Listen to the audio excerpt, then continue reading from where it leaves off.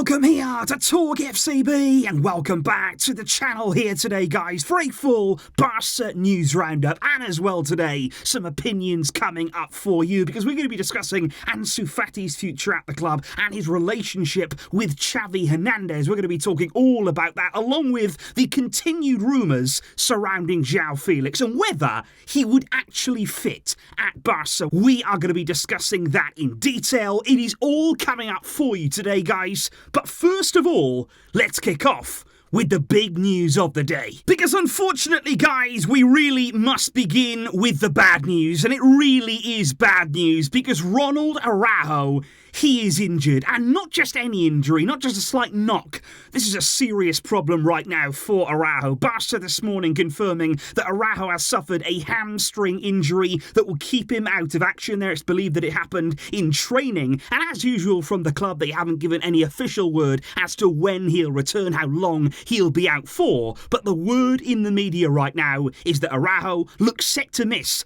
between 4 to 6 weeks of football. And that right there, guys, for me, that is a massive, massive blow for our team. For an injury like this to come completely out of the blue here, not in a match, just simply something in training to such a key player, that is an almighty loss to us, because that means that right now, Araujo is certain to miss Cadiz, of course, on Sunday at home, and then Villarreal away, and Osasuna away as well. Those are two very, very tricky away games right there. And then we do have a very small slice of luck, given that there will be a 2-week international break after that Osasuna game. And so from then on in, it all depends really how Araujo's recovery goes, when he's going to come back then later in September. We will see exactly which game he returns on. But don't forget, it's about 5 weeks or so now until the Champions League is back, until all of that gets underway. The draw here is at the end of the month, so I'm absolutely sure there that Araujo's main goal will be get back for that first Champions League game, if possible, in the group stage. We know how important that is for Barça, absolutely key this year.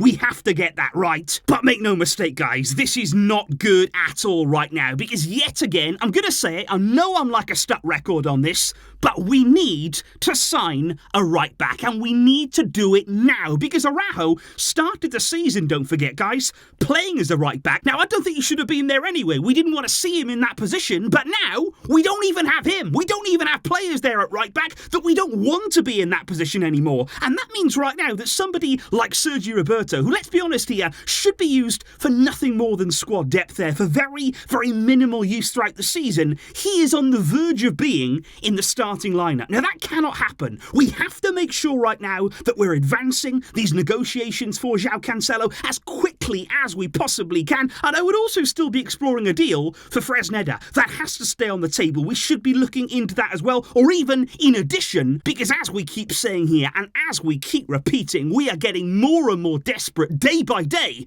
for a right back. It has to happen now. Now, speaking indeed about the summer transfer window, that brings us swiftly on to the future of Ansu Fati, because these are rumours that, honestly, guys, they will not go away right now. They are persistent when it comes to Ansu potentially leaving Barca this summer, because yesterday we had Fabrizio Romano reaffirming that Ansu Fati's future, it remains one to keep an eye on right now, following up on his words from just last week that there are several clubs out there who are pushing still to sign Ansu Fati this summer, and we continue to hear that Barca do not rule it out. They are not ruling out the operation, partly there because of the sizable transfer fee that any deal for Ansu would bring in, but also due to the fact that Xavi appears to be still unconvinced by him. And I just think this Xavi-Ansu Fati situation, guys, is really puzzling to me. I'm going to be honest here, because when Xavi first arrived at the club, we all saw then, of course, Ansu, when he was available after his injury problems, he was used very, very gradually. You know, Xavi there not wanting to take any risk with him, easing him back in after the injury, and maybe at times it almost felt as though we were actually being overcautious with Ansu. You know, that his game time was actually being reduced maybe too much in the end. But look, guys, that cannot be the case now. And this is not the case right now, because we're hearing in the media that in terms of his physical state right now, Ansu is in the best shape he's been for a long, long time. He is feeling so good physically, and he's ready to go. But we've reached a point now, I feel, where Xavi just doesn't want to play him. He does not count on Ansu. He doesn't see him as a player who can be effective in his team. And I just think when you think about that left side, guys, the left wing, we have not been blessed with options. Over these past few seasons, we've really struggled in that area. And yet, still, we don't want to play Ansu. There is no urgency whatsoever there to give him a run of games on that left. You know, what have we got to lose, really, by just saying, okay, well, go on then. Go and show us what you can do. He's not had a run of games. He's certainly not had a run of starts. What's the worst that could happen by giving him a chance there on that left side?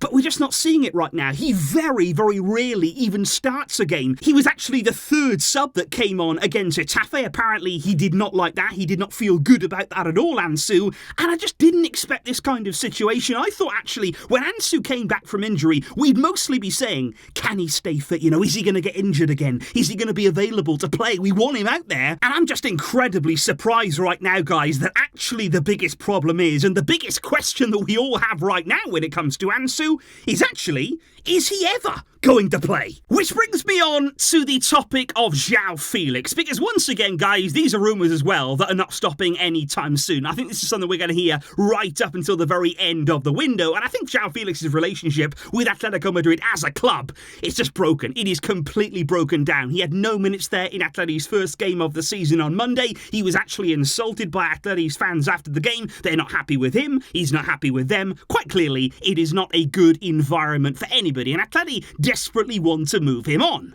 But are Barça the club that should be thinking about it? Are Barça the club that should be the ones that sign Joao Felix this summer? Because honestly, guys, I just want to say here, as a player, I like him. I do like Joao Felix. There are some people that would say he's just never done it. You know, he doesn't convince me. He's not a good player. But actually, I don't feel that way. I do like Joao Felix. I like the profile he is. I think he has a huge amount of talent that is still not quite being realised just yet. But where does he fit in a Barca team? That is the question that I would ask right now. And some people would say, oh, we'll just bring him in, play him on the left, but have him come inside. You know, not as a winger, but let him come in as an inside forward.